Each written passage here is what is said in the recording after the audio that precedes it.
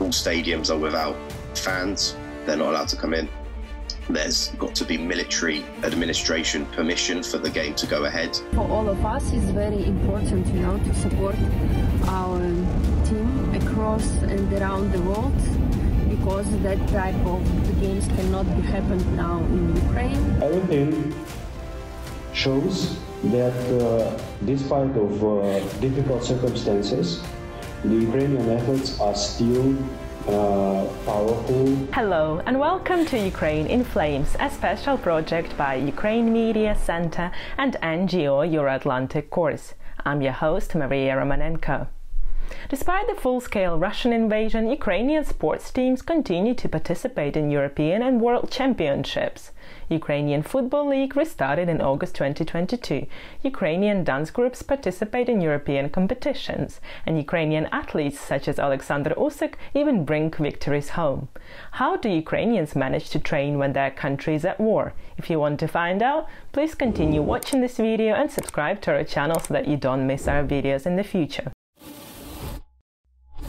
We spoke to a renowned Ukrainian football journalist and a CEO of a Ukrainian dance group. But first, President of the Sports Committee of Ukraine, Illia Shevliak, will explain how Ukrainian athletes have to miss their training sessions, and some of them even defend Ukraine on the front line. To tell that it's very hard for Ukrainian sport today, it's nothing to say.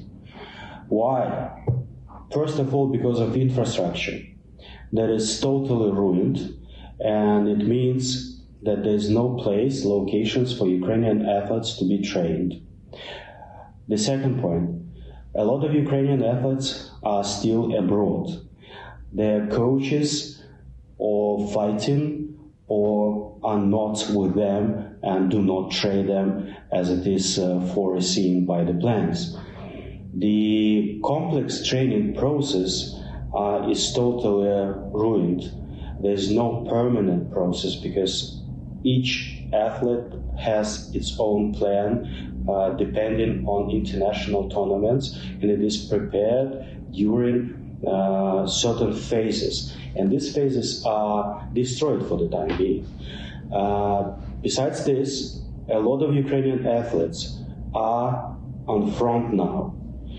And in this regard, last time I told about our project, Sports Angels, about the athletes that died, athletes and coaches died on front fighting for the Ukrainian future and its independence. But despite of this, we have good results at international sport arena, and Ukrainian athletes certified their strength at several international championships, like World Cups, like European Championship during this year. For instance, we were the second state at Paralympic Games. We were the third at World Games. This is like Olympic Games for non-Olympic sports that were held in States in Birmingham this year. And it was a great result for the first time. Maybe the third place, and we were the first Ukrainian women who won chess Olympics this year. At several World Cups, we had gold medals, like in Jiu-Jitsu just 2 weeks ago. It was again for the first time during the Ukrainian independence when Ukrainian women became a world champion in Jiu-Jitsu. We can also remember good results of Ukrainian diver Alexei Sereda, who was European champion this year. It was for the second time. He's just 16 years old, but this year he proved his gold, which he won for the first time when he was 13.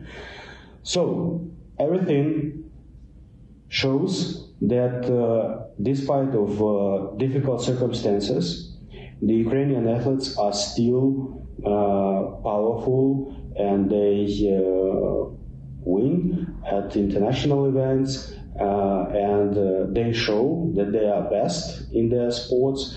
I am sure that the war, it's also some sort of motivation for them, because victories at their sport arena, it's like their special sport front where they try to show good results, being motivated by our soldiers, by our guys and girls who are fighting in front. And of course, international support is very important for us. We do appreciate the decisions of international sport organizations that banned participation of Russian and Belarusian teams in top sport events like World Cups, European Cups, and one of the first decisions was decision of IVGA that banned participation of Russian and Belarusians in ball games held in states. We remember the decision concerning Paralympic, and a lot of international sport federation have taken internal decision not to allow Russians and Belarusians to participate in their sport events. We do appreciate good examples of some international federations that organized honoring Ukrainian athletes who are fighting on front and their families. And of course, just human emotions are very important for athletes. We remember when we were in Birmingham, when the Ukrainian team came to the stadium, the whole stadium, all people stood up. Andrew Todos is a well-known Ukrainian football journalist who will explain how footballers train and play under air raid sirens and Russian attacks. Well, when full-scale invasion began back in February, all football, all sports were suspended indefinitely. No one in particular knew exactly what was going on with regards to whether football would ever resume, whether boxing would resume, whether anything else would.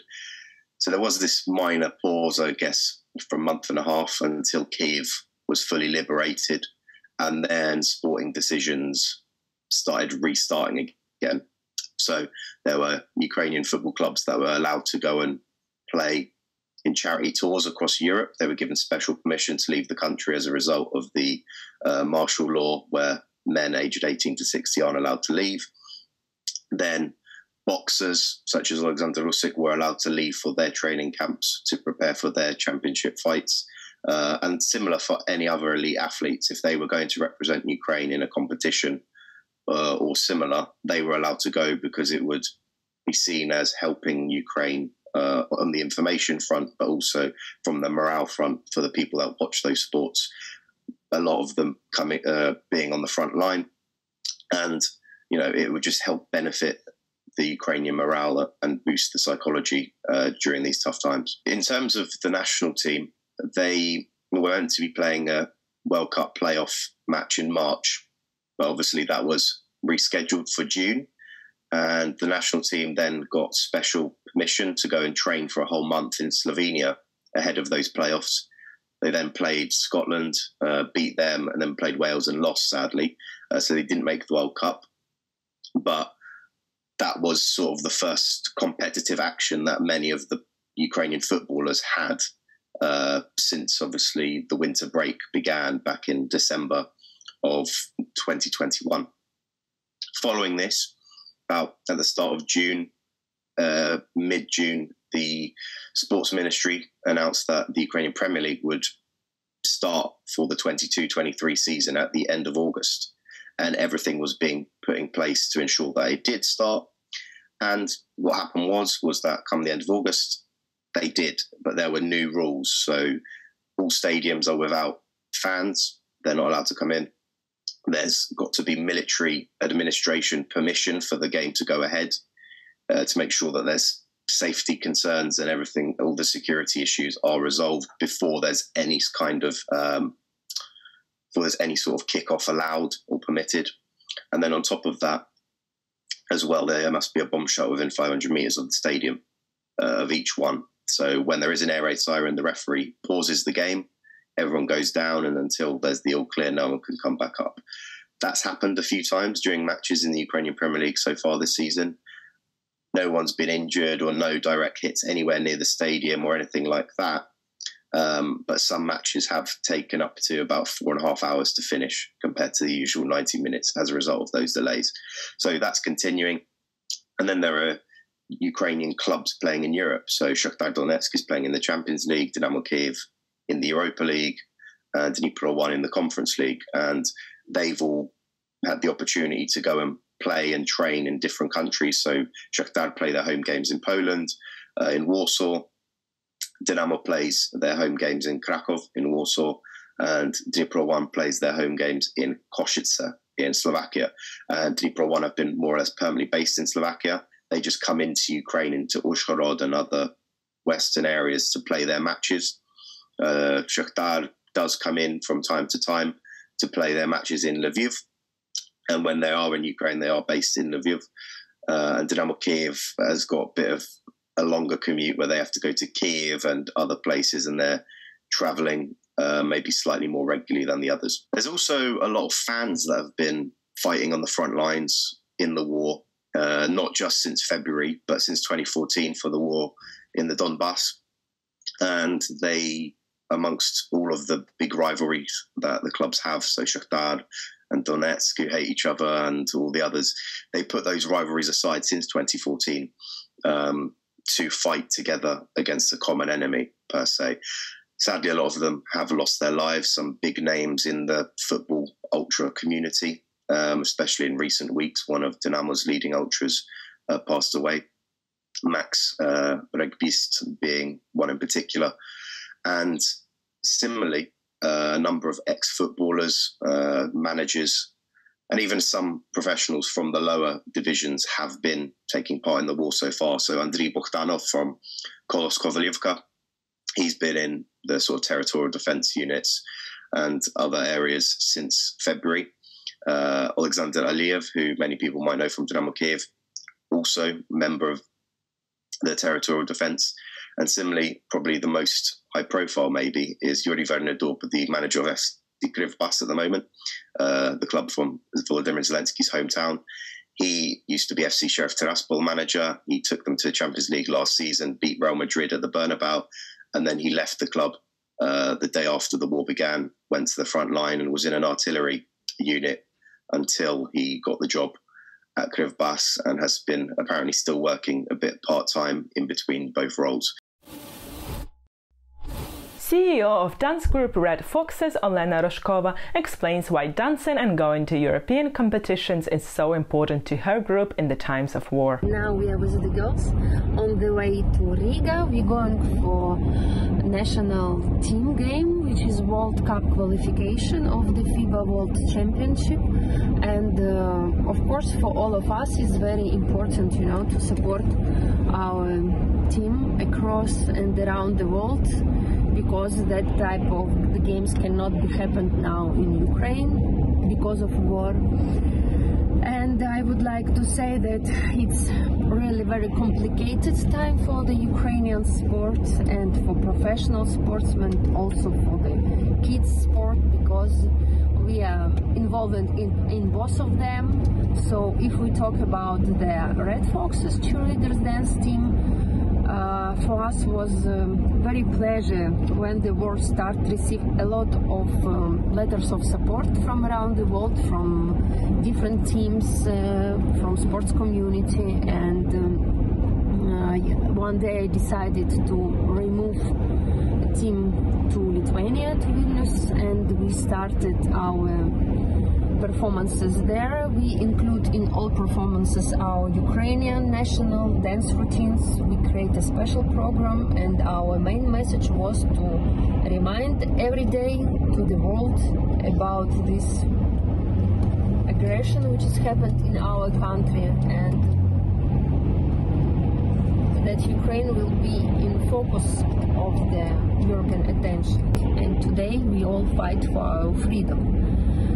Regarding the sports competition, what our kids are doing now. Yesterday we finished, we first time from the world starts, we make the champion Cup of Kiev of cheerleading, and it was really dangerous. This competition was postponed already one time because we was planned to do it before, but unfortunately on 10th of October was bombing in Kiev, and we decided to move a little bit with the date. Even we were thinking about the cancellation of this tournament, but I cannot even retell you how the kids react for it. Competition is postponed. All of them are in big stress, and to have a chance to perform, to compete, for them is also very important to not to lose their motivation in their life. If we talk about the sports skills, yeah, we truly understand now that they are back 2 or 3 years. We lose these skills, but how kids anyway they practice when the lights is off in the blackout gyms. They going to the shelter if there is a alarm alert, and all of this is quite complicated for everybody. But I'm so proud of our students and about all Ukrainian children who continue to do sport, because even this war situation, it shows if you are part of community, and sports is a great community, and we feel it by ourselves, you know, that people united not only by the sport results, they united by the value, and it's very helpful to survive. All of us dream to have our national flag in Olympic Games in Paris 2024. We're proud to be a part of the world, and of course Ukraine is a great country, and our sportsmen will prove it anyway. You've been watching the special project by Ukraine Media Center and Euro-Atlantic course dedicated to the Russian-Ukrainian war, Ukraine in Flames. In our pinned comment, you can find information how you can help Ukraine fight Russian aggression. If you find our work useful, please subscribe to our channel, like and share this video. Slava Ukraini!